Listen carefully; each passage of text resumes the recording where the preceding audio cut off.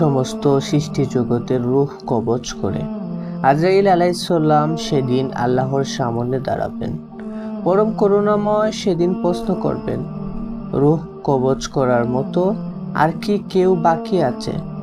আজরাইল আলাইহিস সালাম উত্তরে বলবেন, আমার ডায়েরির মধ্যে এমন কোনো ব্যক্তি নেই যার রূহ এখনো কবজ হয়নি।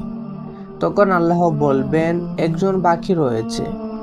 এই কথা শোনার পর আজরাইল আলাইহিস সালাম হতভম্ব হয়ে পড়বেন। আল্লাহ বলবেন, চিন্তিত হওয়ার কোনো কারণ নেই, সেই ব্যক্তিটি হলো তুমি।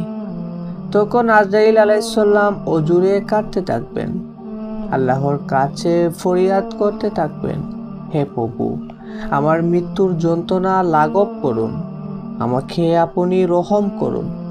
তারপর আল্লাহর আদেশে জান্নাত এবং জাহান্নামের মধ্যখানে আরাফ নামক স্থানে দাঁড়াবেন। সাথে সাথে আল্লাহর আদেশে নিজ রূহ কবজ করবেন। এমন এক বিরাট আওয়াজ হবে তা কল্পনার বাহিরে। এমন এক আওয়াজ যা পৃথিবীর সমস্ত মানুষের কানের পর্দা ফেটে তারা মৃত্যুবরণ করতেন।